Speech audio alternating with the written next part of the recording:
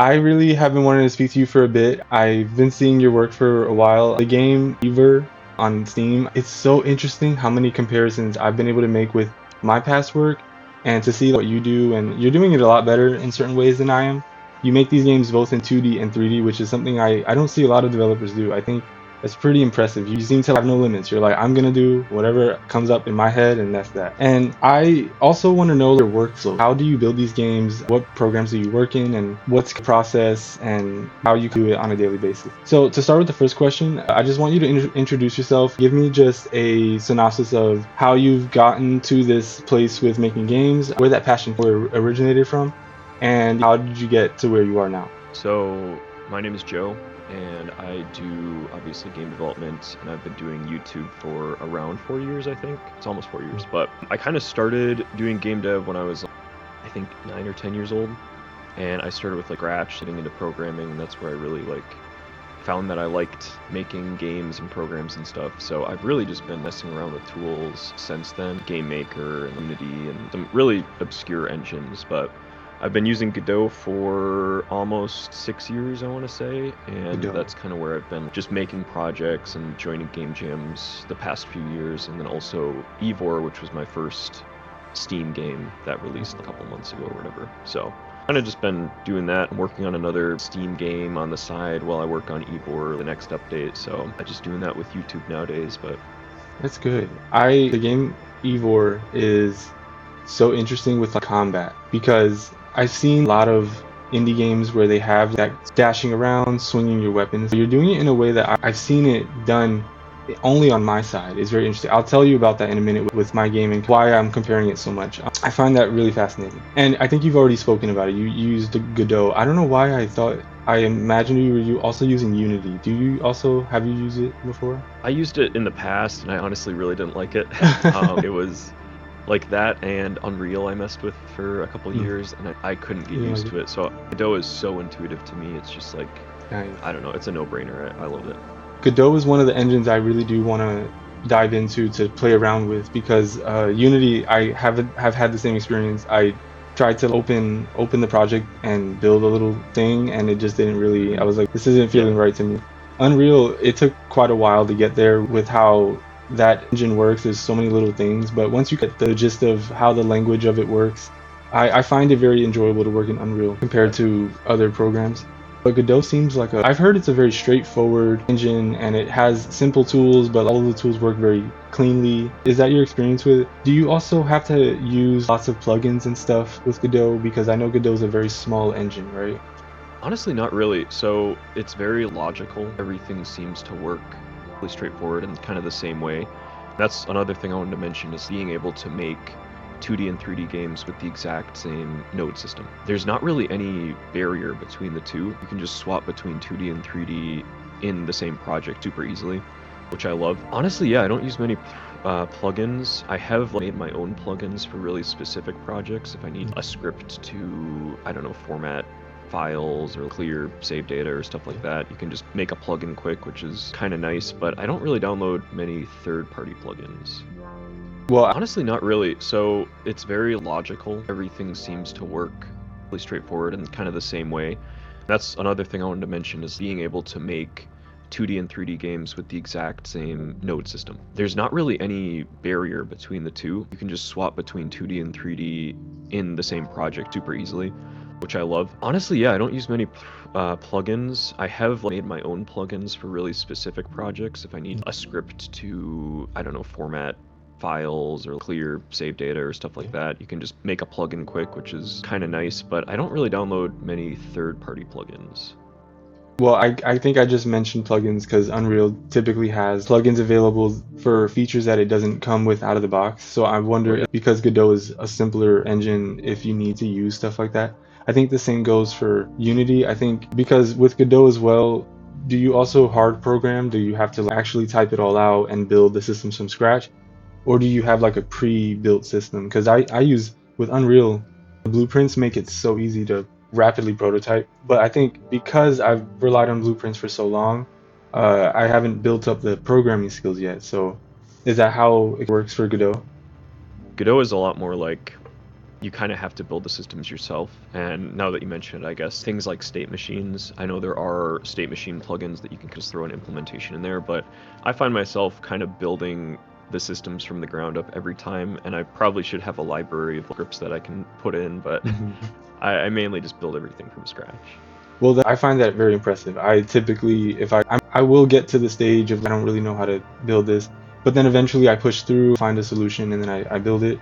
But for the most part, with Unreal, I've definitely relied on a lot of third-party stuff just to get the game running, especially because it's very complicated when it comes to 3D games, when it comes to just getting certain visuals in there. It can be a headache when you really want to achieve both that balance between both performance and really good visual quality. I'm sure you don't even consider visuals in that way, right? Because you stick to very bright, colorful, and simple visuals, right? And as a strategy, do you just feel, are you not a very artistically minded person? Or is that just how it goes with your art style? It must just be my art style, because I feel like I'm pretty artistic. I do have a really, I don't know, I guess niche art style. I feel like I have a kind of defined art style that I like, and that's kind of what I go with.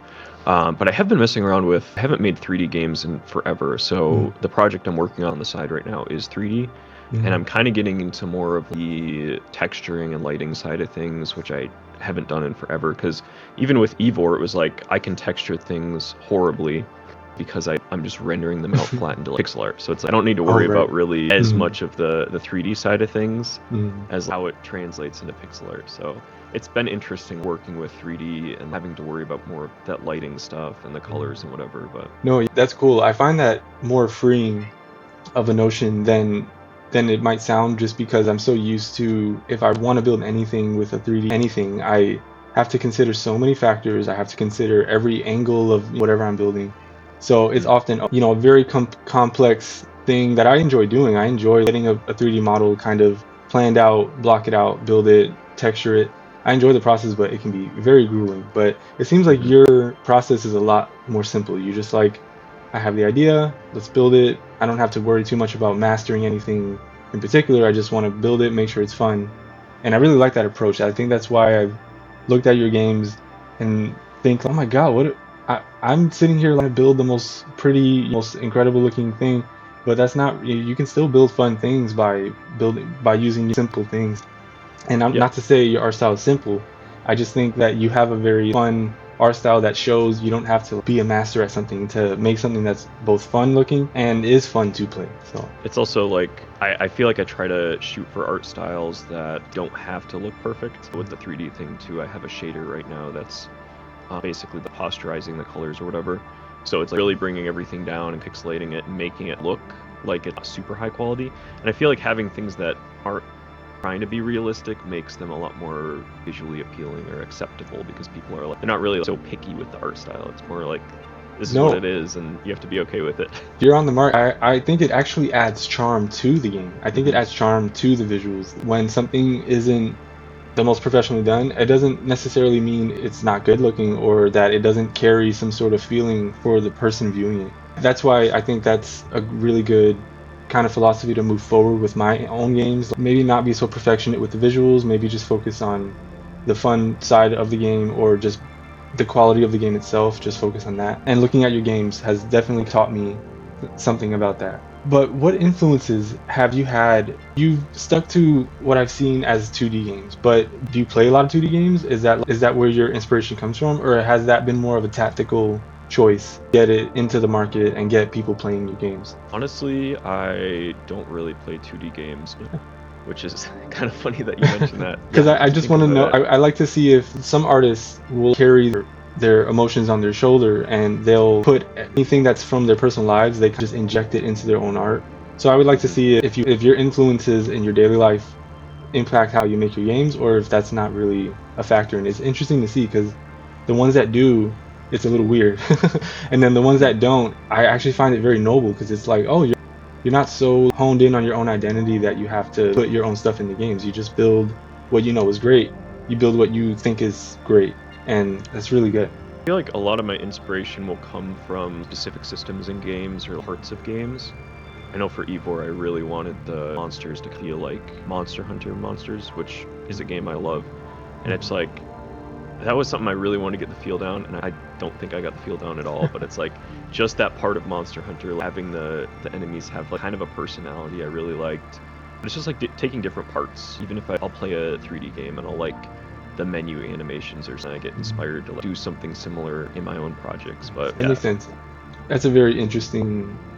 I don't typically work that way. I often will go off of a huge inspirational idea, but I think that leads into over scoping a lot of my projects, and I end up building something larger than what I anticipated. So I feel like a lot of my inspiration will come from specific systems in games or parts of games. I know for Ivor, I really wanted the monsters to feel like Monster Hunter monsters, which is a game I love. And it's like, that was something I really wanted to get the feel down, and I don't think I got the feel down at all. But it's like just that part of Monster Hunter, like, having the enemies have like kind of a personality I really liked. But it's just like taking different parts. Even if I'll play a 3D game and I'll like the menu animations or something, I get inspired to like, do something similar in my own projects. But that makes sense. That's a very interesting.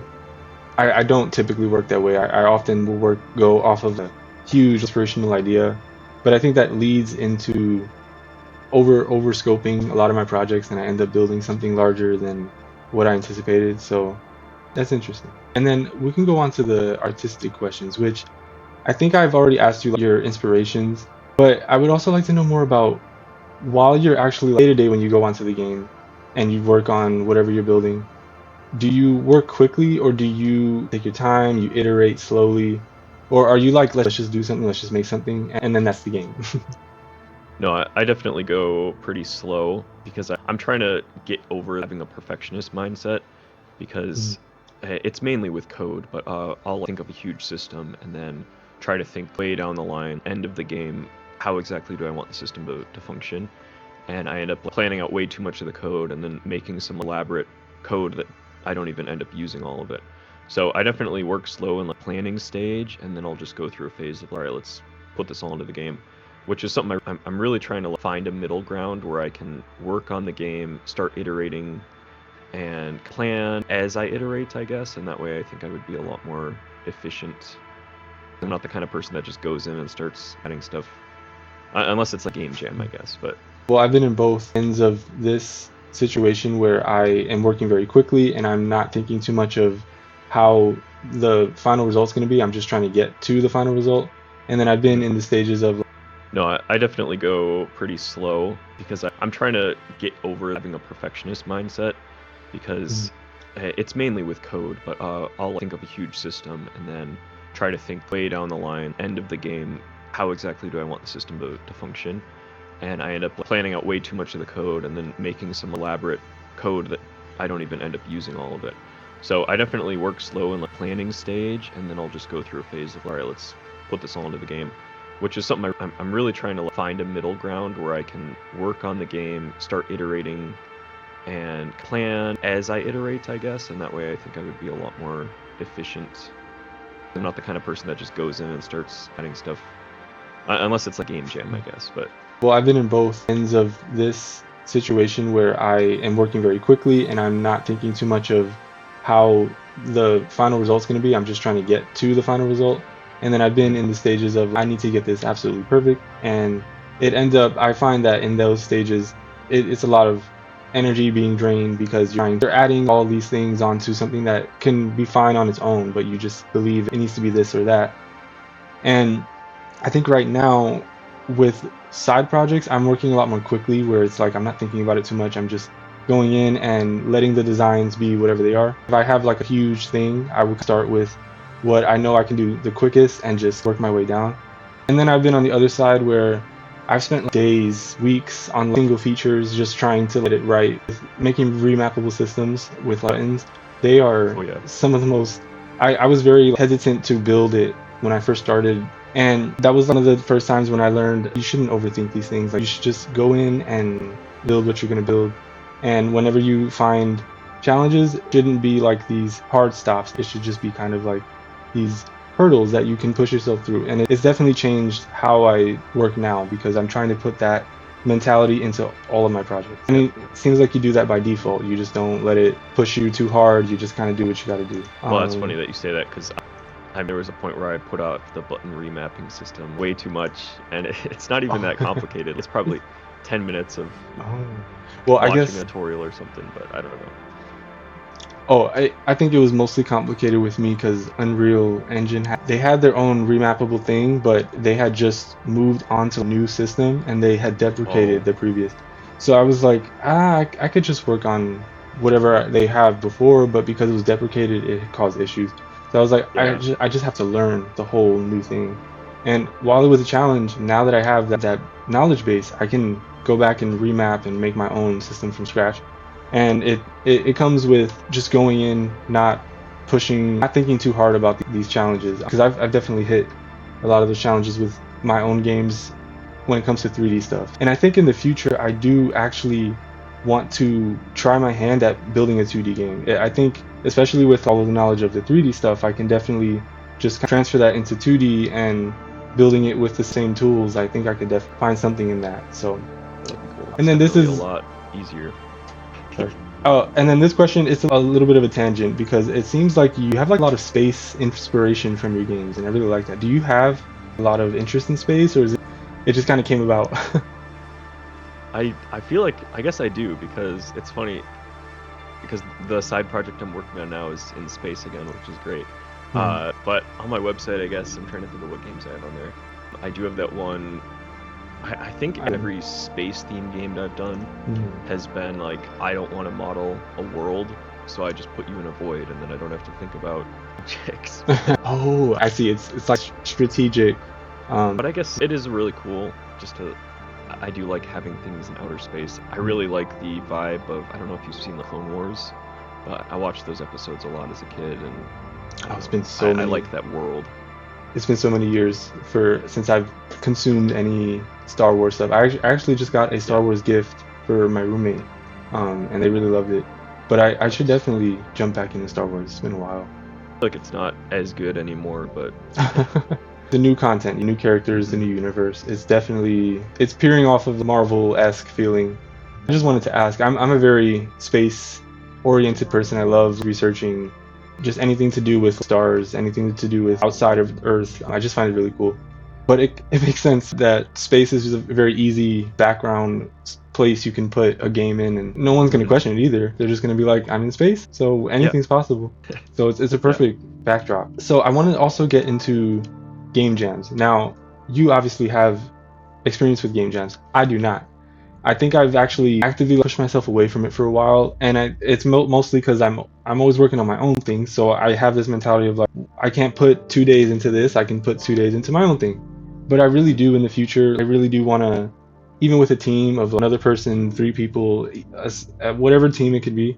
I do definitely want to put my hand on a game jam and see how I work under that environment. But my questions were, for one, how many game jams have you participated in? I know you aren't you running one right now, or are you have one going? Um, Yeah, so sorry, go ahead. the question was just, how do you suggest? How should I start with game jams? Obviously, I could start with your game jam, but what are your suggestions? So I've participated in, I want to say it's less than 10, or it might be around 10 game jams, but What? then hosting one next month with Mhm. another YouTuber, and then I hosted one back in February. But game jams have been like, I actually distanced myself a lot from them when I got started with game development. Mhm. And I think the first one I joined was in 2022, I want to say. But it was a finally finished game jam, that's what it was called. So you had to like, finally finish a project you've been working on. And I was like, that's a perfect time to like, actually finish full game, start to finish. And it was such a good learning experience because I don't know, just the fact that it takes your mind off of the main thing that you're working on, lets you think of something else. I think mentally it was really good, and having the deadline is super good for motivation, and also seeing the community of people that's in the same event. So it was honestly a lot less stressful than I thought it was going to be, and I was so much more productive than I had been in the last couple months. So Mhm. it was really good. And then every game jam I've done since then, except for one, has been super productive. I've made a small game I'm happy with, and I don't know, I really like game jams, so I definitely So recommend doing them. So all the fears I have, they're just not there. It's just not. I'm because what you're saying, I'm afraid of being overly stressed or feeling like I can't do it in time, or feeling like the deadline might make it worse, but it sounds like it's actually the opposite. The pressure is actually going to help me. I'm not going to be as stressed because it's going to be more exciting. Because I see I know that feeling. I'm sure you feeling of when you're starting a new project, that excitement of like, oh my God, I want to start this, I want to get this done. I can definitely see that rush pushing you for those 3 days of the jam. Oh, wow, you just opened up Which my mind. I haven't done one. Well, I guess I did one that was like 3 days, Ludum Dare, I think. But Ludum Dare, most of them are like a week, and that's the other thing. When you do a game jam, I feel like, well, whenever I do it, maybe it's my personality. I never close the game loop until the last day, which is really stupid. So I need to do that next time. But so you mean there you don't create a start to end, you win, Yeah. start over, until the very end. It'll be like you just start making features, or I start making features, and then I get super stressed out last day and polish everything up, make the game actually run, and then export it. And it's a bit stressful towards the end, I guess, but leading up to that, I would say it's just pretty exciting. Oh, I didn't imagine a week. That sounds a lot longer. I've seen game jams that were 2 days. I've seen game jams I've seen one that was 24 hours. It was like, can you make a game in 24 hours? I think those Yeah, those are those way, are way insane. more stressful. I've seen a game jam. Well, I almost participated in it, but again, I was so busy with my own project, and I had found this game jam because I was presenting my new game. I went to this public gaming event. It was like a conference, and I showed my demo. But just after that, they were saying, "Oh, do you want to sign up for this game jam?" And it was like 3 day game jam, and they were saying you were going to come in for those 3 days, and they were going to feed you and everything. You work on the game and then see how you do. I was very close to doing it, but I was so hard on the game, and I was showing everybody the demo. I had just finished building the demo and everything. But that's interesting. I didn't expect a week. I thought the challenge of it was, no, do this in 2 days. I would say for anyone who's joining our first jam, I would say probably do a week to. There's even month-long game jams, which okay. Those ones are. I've only done one of those, so I can't really say much. But I would say a week to 2 weeks is probably the sweet spot. That's interesting. I definitely have to just step out of my box of fear and say, let's do it. Let's just build something cool. Because I already do that in Unreal. I can, even in Blender and Unreal Engine are like two of my main programs. And I know them so well, I can just go into Blender, build a little object in a couple hours. So I feel like if I can do that with just on my daily habits, I can definitely do that with a game jam. No, I would definitely try one out. They're super fun.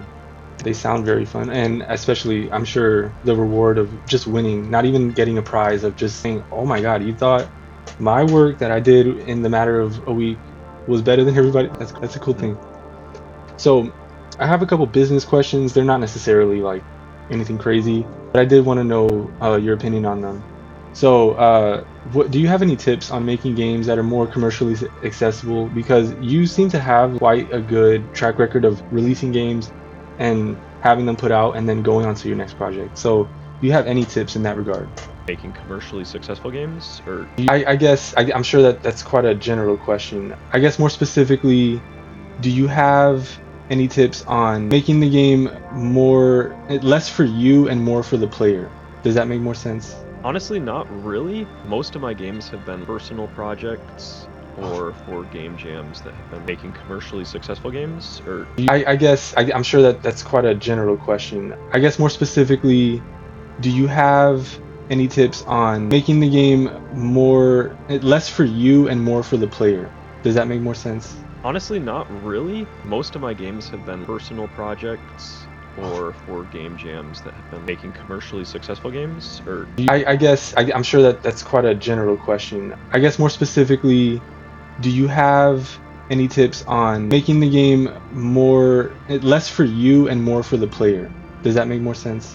honestly, not really. Most of my games have been personal projects or for game jams that have been very tunnel visioned, I guess.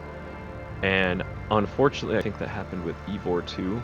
It was the first game where I should have done a lot of marketing, and I didn't do a lot of marketing. So No, I've sorry to cut you down, but you're the way you answered that is exactly how I'm feeling with a lot of my projects. It's been difficult to build something and sure that it's for an audience, but often I see that when I finish the project, it's like something I was so passionate about, I built it more for myself.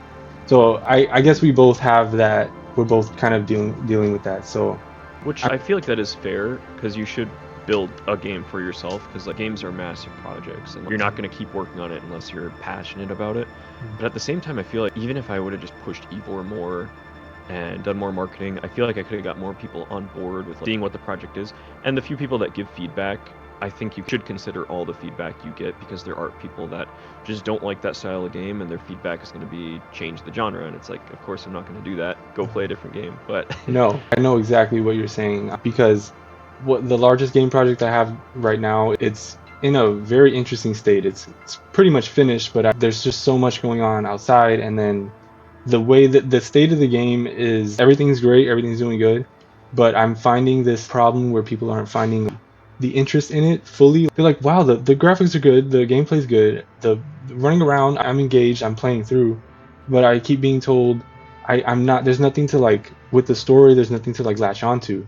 And I find that that's a challenge I'm trying to, I seem to hit every other game that I work on. It's would an you say it's interesting, more like with the story or the gameplay mechanics?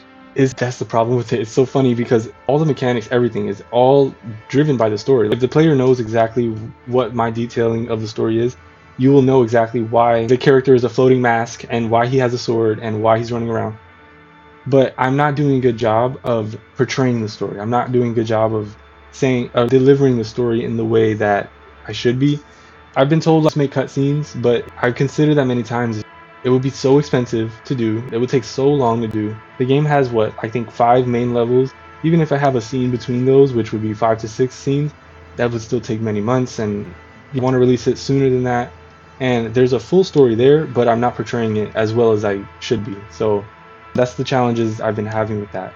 So that's why I had the question of, do you have any tips on making something more commercially viable? But I guess it's a bit more challenging of a question than I anticipated. Well, I think there's a lot there, but I honestly don't have as much input. I think that commercially viable, because I'm trying to think of my game, I'm trying to think of things I could improve upon, and maybe portraying the mechanics a bit better, and even the trailer showing players more of the mechanics in the game. But actually something I struggle with a lot is tying down a really good game loop. And that's something I've been really trying to research the past couple months, is what do people actually find fun in games? Because on the surface level, I can see a game mechanic or a game idea and think I'm just copying the good stuff, and I'll miss out on all of the actual meat in the game mechanics that people actually enjoy.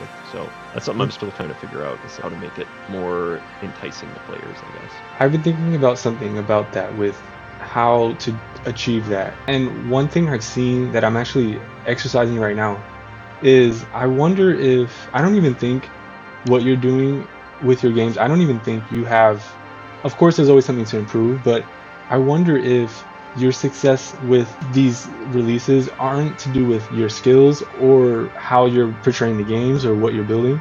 I wonder if it's mostly an IP thing, where it's hard to, if something's not recognizable to a player or to any consumer, it's much less likely for someone to be like, oh, I want to pick that up. But I'm starting to see that if you make your own original thing, but if you even tie any sort of IP, anything that's like Alice in Wonderland, anybody can take Alice in Wonderland, put that flavor onto their own work, and instantly people will start to, obviously because it's instantly recognizable, it's already a twist on something which is already exciting.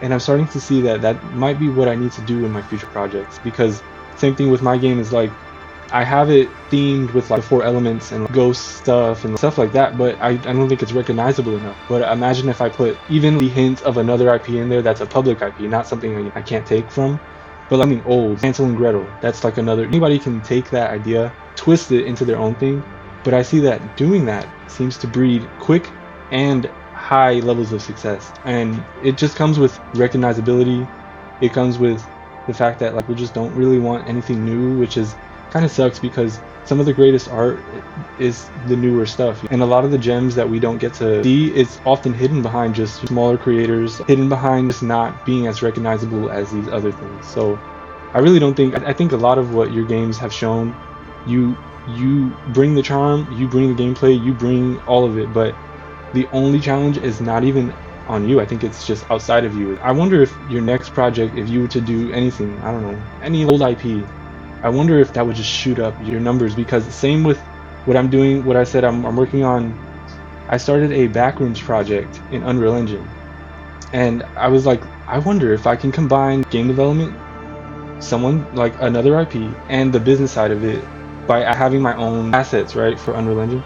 And I'm already getting a lot more feedback just because the backrooms name is put on it. So I wonder if that will help you in the future if you just do something. But it also kind of sucks because it's like, why can't we just do our own stuff and just Yeah. find success there? But it's just the world we live in. That's interesting. I've always wanted to make my own stuff, obviously, but that is a marketing tactic, I feel like. Either targeting stuff that already exists, ideas, because like backrooms also spawned in the whole genre of liminal spaces and stuff, and I know a lot of people have made successful games off of that. But that made me think of another angle of it where there is really good art out there now, and there's art that's like 100 times better than games that were made back then. But games that were made towards the start of like games in general in history are always going to be more popular because they're so iconic. So it's like a lot of the popularity in art doesn't even come from how good it is. It's kind of just like the time in history or the marketing where it hits people, I guess. I don't know. Yes, it seems to be very personal when it comes to consuming versus the art being created to consume. It's a difficult dilemma. I think this has been an issue for all of time, I'm sure. Just more so now because of the new mediums of video games and other forms of media. But I think that's because I also think, well, you might say, well, I want to do my own thing. But I feel like even if you create something with the backbone of something else, you can still take that success and then build more of your own things. And you're going to have that background of success from something else, but you can still build your own out of it. So I feel like it's still, you get the best of both worlds. And I think that's what I hope to achieve in the future, but that's what I think about finding Would more you also success. say that his thing with targeting nostalgia? Because I know a lot of developers do that. They'll even just putting a PS1 shader on their game Yes. automatically targets a ton of people. And, Oh, you know what? You're right. Yeah. Because just like those PlayStation 1 demakes, they'll take a brand new game like Horizon Forbidden West and then turn it into PS1. But I think it's so popular, just like you said, because of the nostalgia factor. But I just think that could be one avenue that I'm already trying out, but I wonder if you might try in the future to just build more of a thing for yourself, because even if you are building something off of another property, or not another property, just another popular idea, I wouldn't say it's even a dig to yourself. I think it's only going to help you in the future. No, that's And interesting. I haven't thought about that in the past, but that is really interesting. I only really figured it out and discovered it from starting the Backrooms project. I watched the movie and then I went back and I started doing all the research on Backrooms. I was like, wow, this is quite a cool concept. And then I realized, maybe let me add my thing to it, because the Backrooms is specifically, nobody owns it. So you can use it and it's not like anybody's going to go after you because it's a free, there's nobody who owns it. So I thought of, oh, well, let me use the Backrooms as a way to, I think I did a video on, or I did do a video on the Backrooms when it came out on my YouTube channel. I just reacted to it, and then I got a decent amount of responses from it. And then it had sparked the idea of, oh, look, that actually brings more people to you. And even if it's not originally what they came to you for, they find you, they like you, and then they stay with you. So that's the only way I figured this out. Accident. Wait, just and using this gets me here. That's kind of how I figured it out. But that's cool. But I think that's all the questions. I don't know if you have anything else to add, but I really appreciated talking to you. Your work is very interesting to me, and I actually am getting your game this weekend because I want to play it and put it on my channel. I've been playing a bunch of indie games, so that's going to be one of them, of course. But I think that's all. If you have anything thanks else. for having me. I'm hosting that game jam next month, so if you want to join your first or whatever game jam, you should hop in it. Yeah, I'm definitely going to be following to see how these game jams go. And if it's that long, a month, I could build 3 games in a month. It's in a month. It's a week long. So oh, it's a week long, definitely. And for assets, would I have to create all of that? Could I have something beforehand, or do I have to all do it from scratch? You can do whatever you want as long as you own the assets. So you can get free assets or whatever. That I could actually do that. I'll definitely look into it. Thanks for having me. Thank you.